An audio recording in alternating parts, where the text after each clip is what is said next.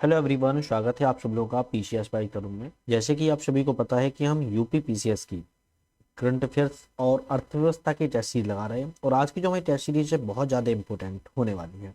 Important क्यों होने वाली है उसके पीछे एक रीजन है, क्योंकि आज की टेस्ट सीरीज हमारी अर्थव्यवस्था से संबंधित है और अर्थव्यवस्था से क्वेश्चन अक्सर पूछे जाते हैं और अर्थव्यवस्था के सारे क्वेश्चन करंट अफेयर बेस्ड होते हैं। तो इसीलिए मैंने इसको नाम दिया हुआ है करंट अफेयर, ऊपर लिखा है क्योंकि करंट अफेयर बेस्ड पे क्वेश्चन होंगे इसमें और अर्थव्यवस्था के क्वेश्चन रहने वाले। तो जल्दी से आप लोग चैनल को लाइक शेयर सब्सक्राइब कर लीजिएगा। इसी तरीके की वीडियो बहुत सारी अपलोड हो चुकी हैं टेस्ट सीरीज की, तो आप उम्मीद है आप लोग वो सब टेस्ट सीरीज लगा रहे होंगे और आप लोगों ने देख ली होगी।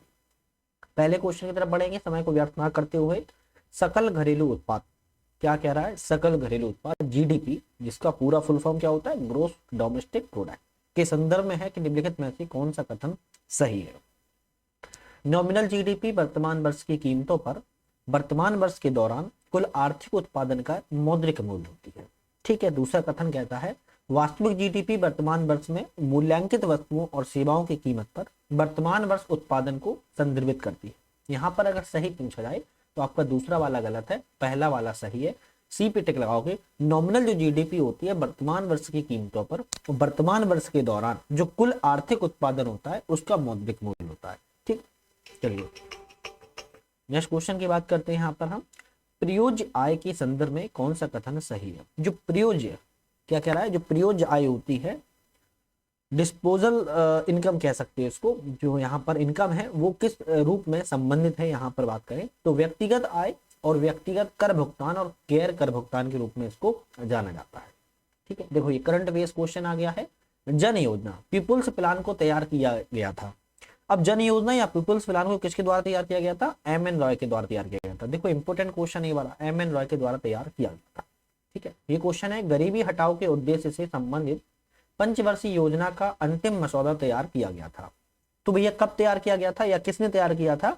तो ये 1974 से लेकर 1979 के दौरान 5th ईयर में जो पंचवर्षीय योजना थी और किसके समय में डीपी धर द्वारा इसको क्या किया गया था? अंतिम मसौदे के रूप में इसको रेडी किया गया था, तैयार किया गया था। निम्नलिखित में से किस पंचवर्षीय योजना का जो लक्ष्य है वो तीव्र और अधिक समावेशी विकास था? कौन सी योजना का था? 11वीं पंचवर्षीय योजना का। बहुत पॉपुलर क्वेश्चन है ये वाला। जो लक्ष्य रखा गया है तीव्र और अधिक समावेशी विकास के लिए वो 11वीं पंचवर्षीय योजना में रखा गया था। विश्व व्यापार संगठन WTO वर्ल्ड ट्रेड ऑर्गेनाइजेशन ने संदर्भ में है कथन कौन सा सही है? देख लेते हैं। कथन की बात करें तो WTO की स्थापना मराकेश समझौते के तहत की गई थी। क्या ये सही है? बिल्कुल बात ठीक है। एनगोजी अंकोजो इवेला WTO की महानिदेशक के रूप में कार्यभार संभालने वाली दूसरी महिला है। तो ये गलत है, आपका केवल सी वाला सही है, पहला वाला ऑप्शन सही है। WTO की स्थापना की बात करें मराकेश समझौते के द्वारा की गई थी। निम्नलिखित में से कौन सा भारत में प्रत्यक्ष कर नहीं है? डायरेक्ट कर की बात कर रहा है, कौन सा नहीं है? तो सीमा शुल्क। ऐसा सीमा शुल्क की बात करें तो एक डायरेक्ट कर नहीं होता है। ठीक है। संपत्ति कर, प्रतिभूति लेन देन कर और कॉर्पोरेट टैक्स, ये तीनों ही आपके प्रत्यक्ष कर की श्रेणी में आते हैं। गैर बैंकिंग वित्तीय कंपनियां जो NBFC होती हैं, नॉन बैंकिंग फाइनेंशियल कंपनी के संबंध में कौन सा कथन सत्य है? तो गैर बैंकिंग वित्तीय कंपनियां, नॉन बैंकिंग फाइनेंशियल जो कंपनी होती हैं उनके बारे में कह रहा है कौन सा कथन सही है? यह मांग जमा स्वीकार नहीं कर सकते हैं। बिल्कुल बात ठीक है। यह भुगतान और निपटान जो प्रणाली है उसका हिस्सा नहीं है। ये भी ठीक है। NBFC के जमाकर्ताओं के लिए जमा बीमा सुविधा उपलब्ध नहीं है। ये भी ठीक है। तो आपका डी पे टिक लगाओगे क्योंकि आपके तीनों ऑप्शन इसमें सही है। ठीक है। आरक्षित नकदी निधि अनुपात जो CRR होता है, कैश रिजर्व रेशियो जिसको कहते हैं, के संबंध में कौन सा कथन सही नहीं है? गलत कौन सा कथन है? देखते हैं। इसकी गणना निवल मांग और मियादी देयताओं के आधार पर दैनिक रूप से की जाती है। ये वाला कथन तो आपका सही है।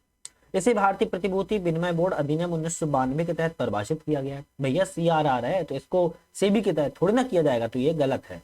इसे केवल नगद रूप में रखा जाता है। CRR को नगद रूप में रखा जाता है क्योंकि SLR को रख सकते हो सिक्योरिटी में या गोल्ड में भी। ठीक है। तो ये भी सही है। इसकी कोई न्यूनतम और अधिकतम सीमा नहीं है। ये भी ठीक है। तो आपका ऑप्शन कौन सा? बी वाला गलत है। जो कि पूछा है कि गलत कौन सा है, आप बताओगे बी वाला गलत है। भारत के आर्थिक सर्वेक्षण के बारे में निम्नलिखित कथनों पर विचार कीजिए। भारत के आर्थिक सर्वेक्षण के बारे में विचार करना है। क्या विचार करना है? इसे पहली बार वित्तीय वर्ष 1950-51 के में जारी किया गया था। क्या ये सही है? बिल्कुल बात ठीक है। यह आर्थिक जो कार्य है वो आर्थिक कार्य विभाग के द्वारा तैयार किया जाता है। आर्थिक जो सर्वेक्षण है वो आर्थिक कार्य विभाग के द्वारा तैयार किया जाता है। तो दोनों ऑप्शन सही है, पहला और दूसरा। मात्रात्मक सुलभता का संबंध है। मात्रात्मक सुलभता का संबंध किससे है? तो आप बोलोगे तरलता संकट प्रबंधन से है। किससे? तरलता संकट प्रबंधन से है। ध्यान रखिएगा, मैंने यहाँ पर इस चैनल के माध्यम से आपको हिस्ट्री की बहुत सारी वीडियो, ज्योग्राफी की बहुत सारी वीडियो और आपकी पॉलिटी की, किसकी? पॉलिटी की और साइंस की, तो इन सभी और यहाँ पर मैंने वीडियो अपलोड कर दी है टेस्ट सीरीज की। अगर आपने नहीं देखी तो देख लेना। ज्योग्राफी के साथ में इन्वॉल्वमेंट की भी है, तो पर्यावरण की, वो भी देख लेना। करंट अफेयर की बात करें तो मैंने ऑलरेडी 25 से 26 वीडियो बना दी हैं। ध्यान रखिएगा, इसमें 3 वीडियो मैराथन भी हैं, 100 जिसमें 150 क्वेश्चन है। आप लोग करंट अफेयर देख लेना। यूपी की करंट अफेयर पे वीडियो बनाई है, बहुत इंपॉर्टेंट है। ठीक है, चैनल पे डिस्क्रिप्शन में लिंक होगी या चैनल पे जाके देख लेना। प्राथमिक बाजार के संबंध में कौन सा कथन सही है? प्राथमिक बाजार के बारे में कह रहा है, कौन सा कथन सही है देखते हैं। यह प्रारंभिक सार्वजनिक प्रस्ताव के माध्यम से नई प्रतिभूतियां जारी करने की अनुमति देता है। जो प्राइमरी बाजार होता है, प्राइमरी मार्केट होता है, वो जो नई प्रतिभूतियां होती हैं उनको क्या करता है? अनुमति देता है कि भैया आप सार्वजनिक माध्यम से प्रस्ताव दे सकते हो।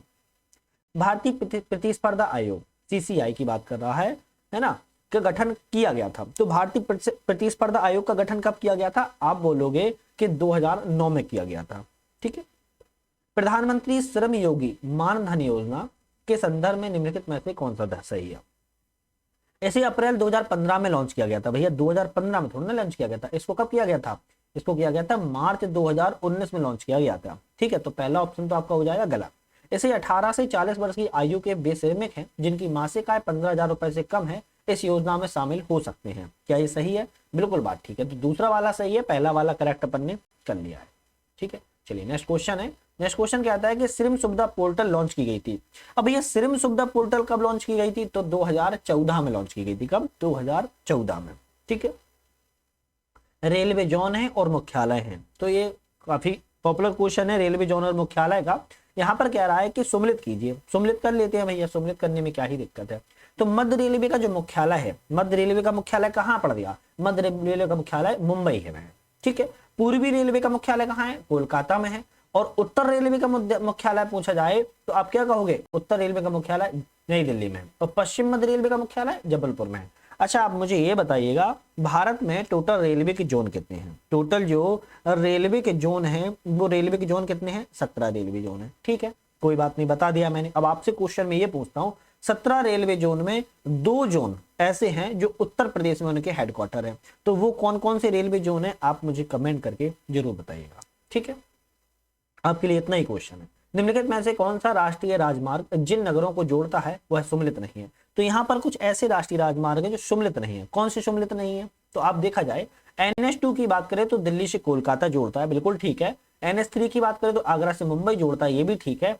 NH9 की बात करें तो पुणे से विशाखापट्टनम जोड़ता है, ये भी ठीक है। लेकिन NH अगर 6 की बात की जाए तो NH6 किसको जोड़ता है? NH6 भैया गलत है। किसको? दिल्ली से मुंबई नहीं। NH6 किसको जोड़ता है? हजीरा से कोलकाता जोड़ता है। किसको? हजीरा से, ध्यान रखिए, हजीरा से ये कोलकाता को जोड़ता है। ठीक है, तो ये भी करेक्ट आप लोग कर लीजिएगा। चलिए नेक्स्ट क्वेश्चन है, निम्नलिखित में से कौन से संगठन विश्व बैंक समूह का हिस्सा है? तो ये जो 4 ऑप्शन है यहाँ पर ये कह रहा है कि विश्व बैंक समूह के जो संगठन है विश्व बैंक समूह का वो कौन सा हिस्सा है? तो हम अगर देखें अंतरराष्ट्रीय विकास संघ, क्या ये है? देख लेते हैं। नेक्स्ट क्वेश्चन है हमारा, निवेश विवादों के निपटान के लिए अंतरराष्ट्रीय केंद्र, ये भी ठीक है। और क्या है? बहुपक्षीय निवेश गारंटी एजेंसी, ये भी ठीक है। अंतरराष्ट्रीय वित्त निगम। तो यहां पर अगर हम देखा जाए कि कौन कौन से इसमें संगठन जो विश्व बैंक समूह के क्या है? हिस्सा हैं, तो आप बोलोगे इसमें से चारों ही सही है। कितने? चारों ही आपके यहाँ पर विश्व बैंक समूह के संगठन के रूप में जाने जाते हैं। ठीक है, तो आप इस पे टिक बी पे लगा लेना। चलिए, विश्व आर्थिक मंच का मुख्यालय कहाँ है? तो भैया ये कह रहा है कि वर्ल्ड इकोनॉमिक फोरम का, जिसको हम वर्ल्ड इकोनॉमिक WEF कहते हैं शॉर्टकट में, वर्ल्ड इकोनॉमिक फोरम का विश्व आर्थिक मंच का मुख्यालय कहाँ है? जेनेवा। अब जेनेवा कहाँ है? जेनेवा स्विट्जरलैंड में, ध्यान रखिएगा, है ना। चलिए, हाल ही में उत्तर प्रदेश सरकार वनाग्नि सुरक्षा सप्ताह मनाया है, तो कब मनाया है इन्होंने? फरवरी 2024 में मनाया था। क्या मनाया था? वनाग्नि के लिए सुरक्षा सप्ताह के रूप में मनाने की घोषणा उन्होंने की थी। उत्तर प्रदेश में एक मेडिकल डिवाइस पार्क विकसित किया जा रहा है, तो मेडिकल डिवाइस पार्क है कहां पर? ग्रेटर नोएडा में, ध्यान रखिएगा, विकसित किया जा रहा है। हाल ही में विश्व के सबसे बड़े एक दिवसीय चुनाव संपन्न हुए, कहां पर हुए हैं? आप बोलोगे भैया चुनाव इंडोनेशिया में संपन्न हुए। ठीक, नेक्स्ट क्वेश्चन की बात करते हैं। कालूघाट अंतरदेशीय जलमार्ग परिवहन टर्मिनल का उद्घाटन किस राज्य में किया गया? तो कालूघाट अंतरदेशीय जलमार्ग परिवहन का जो उद्घाटन है दोस्तों, वो आपका बिहार राज्य में किया गया। ध्यान रखिए, कहां पर? बिहार राज्य में किया गया है और सारण डिस्ट्रिक्ट में किया गया था। ठीक है। 11वें अंतरराष्ट्रीय कठपुतली महोत्सव के संदर्भ में कौन सा कथन सही है? तो 11वां अंतरराष्ट्रीय कठपुतली महोत्सव है, इसके संदर्भ में कह रहा है इसका आयोजन चंडीगढ़ में किया गया था। बिल्कुल बात ठीक है। कठपुतली राजस्थान की छाया कठपुतली की कला है, नहीं ये गलत है, आप केवल ए पे टिक लगाओगे। चंडीगढ़ में इसका आयोजन किया गया था। मुख्यमंत्री कन्या सुमंगला योजना के विचार कीजिए, कौन सा कथन सही है? तो मुख्यमंत्री कन्या सुमंगला जो योजना है उसके बारे में कहें तो इसे अगस्त 2017 में प्रारंभ किया गया था, नहीं गलत है ये, इसको अक्टूबर 2019 में प्रारंभ किया गया था। इसके तहत लाभार्थी के लिए अनुदान जो है वो अप्रैल 2024 से 25,000 रुपए हो चुका है। तो यहाँ पर केवल आप सी पे टिक लगाओगे, बाकी ए वाला मैंने आप लोगों को करेक्ट कर दिया है। चलिए नेक्स्ट क्वेश्चन चलते हैं। हाल ही में निम्नलिखित में से किस बैंक को best technology bank of the year award से सम्मानित किया गया? क्या क्या क्या कह रहा है कि best technology bank of the year से सम्मानित किया गया? किसको किया गया है? तो साउथ इंडियन बैंक को किया गया है। निम्नलिखित में से कौन सा देश पहली 5 सितारा train dream of the desert launch करेगा? भैया कौन लॉन्च करने जा रहा है? आप बोलोगे सऊदी अरब लॉन्च करने जा रहा है। ठीक है, चलिए सालहेर और सिवनेरी किले चर्चा में रहे थे, स्थित कहां पर है? तो सलहेर है और सिवनेरी किला है। देखो इनको अलग अलग नामों से थोड़ा बहुत ऊपर नीचे जाना जाता है, लेकिन आप लोग ध्यान रखो सलहेर और सिवनेरी का जो किला है वह किस राज्य में है? महाराष्ट्र राज्य में। और ये किससे संबंधित थे? मराठा राज्यों से या मराठा प्रशासन से संबंधित थे। ठीक है। ऑस्ट्रेलियन ओपन 2024 में महिला का एकल खिताब की विजेता रही है, कौन रही है? एरिना सबेलेन्का रही है। ठीक है।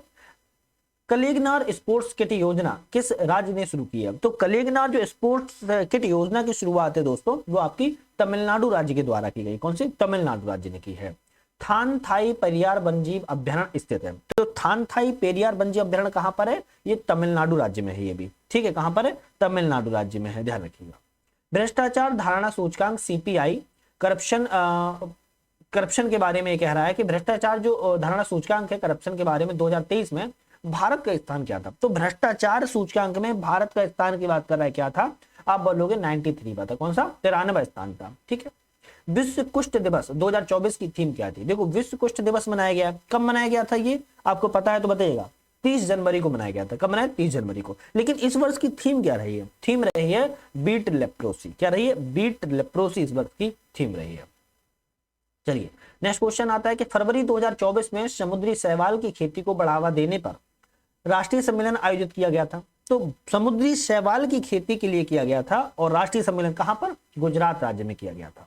ठीक है। नेक्स्ट आता है कि हाल ही में सी केयर्स वेब पोर्टल लॉन्च किया गया है, यह संबंधित है, किससे संबंधित है? ये कोयला क्षेत्र से संबंधित है। कौन से? कोल क्षेत्र से, कोयला क्षेत्र से यह संबंधित है। निम्नलिखित में से किस राज्य के द्वारा नीतीश उपकरण लॉन्च किया गया है? क्या कह रहा है? नीतीश उपकरण को लॉन्च किया गया। इस राज्य ने किया है? बिहार राज्य ने किया है, क्योंकि नीतीश कौन है? बिहार के सीएम है नीतीश, है ना, ध्यान रखिएगा। इंडिया एनर्जी वीक 2024 आयोजित किया गया था। तो इंडिया एनर्जी वीक का जो आयोजन है वो कहां पर किया गया था? गोवा में किया गया था। कहां पर? गोवा में। कौन कौन गोवा जाना चाहता है? जल्दी जल्दी बताइए, जल्दी जल्दी बताइए कमेंट करके। मां कामाख्या दिव्य परियोजना किस राज्य से संबंधित है? देखो मां कामाख्या का अगर आपको मंदिर पता है किस राज्य में, तो आपको यह भी पता होगा कि इस परियोजना का संबंध किस राज्य से होगा? असम राज्य से होगा, ध्यान रखिएगा। ठीक।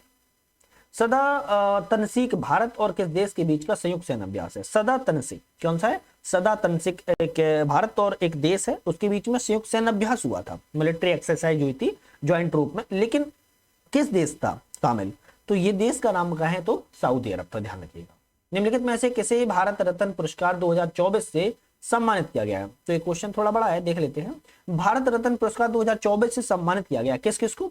बीपी नरसिम्हा राव को किया गया था, ठीक है। चौधरी चरण सिंह को किया गया था, ये भी ठीक है। कर्पूरी ठाकुर को किया गया था, ये भी ठीक है। लाल कृष्ण आडवाणी को किया गया था, ये भी ठीक है। तो आप डी पे लगा लेना, क्योंकि चारों ही लोगों को 2024 में भारत रत्न पुरस्कार दिया गया है। नेक्स्ट चलते हैं, यूनिफाइड पेमेंट इंटरफेस यूपीआई आज के टाइम में सबसे ज्यादा पॉपुलर है ना, और दर ब दर हर वर्ष ये बढ़ता चला जा रहा है भारत का वेटेज। पहले मान लो ये ग्राफ था, फिर ये था, फिर ये था, फिर ये था, फिर ये था। तो इस तरीके से भारत का जो वेटेज है वो यूपीआई के मामले में, ट्रांजैक्शन के मामले में बढ़ता चला जा रहा है। खैर क्वेश्चन है कि यूनिफाइड पेमेंट इंटरफेस निम्नलिखित में से किस देश में भी लॉन्च किया गया है भारत में? तो आप बोलोगे जो लॉन्च किया हुआ है भारत ने, कहां पर किया है बताइए? श्रीलंका और मॉरिशस में किया हुआ है, ध्यान रखिएगा। तो डी पे टिक लगा लेना, क्योंकि श्रीलंका और मॉरिशस दोनों जगह भारत के द्वारा यूपीआई सिस्टम को लॉन्च किया गया है। हाल ही में पुरुलिया छऊ लोक नृत्य चर्चा में रहा है, यह कहां से संबंधित है? भैया पुरुलिया छऊ लोक नृत्य की बात कर रहा है, चर्चा में रहा है, कहां से संबंध है? तो यह केरल राज्य से संबंधित है।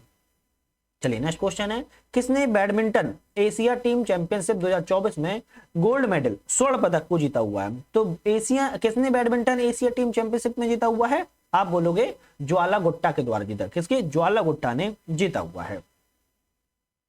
सॉरी ये वाले थोड़ा सॉरी मैं नीचे नहीं देख पाया।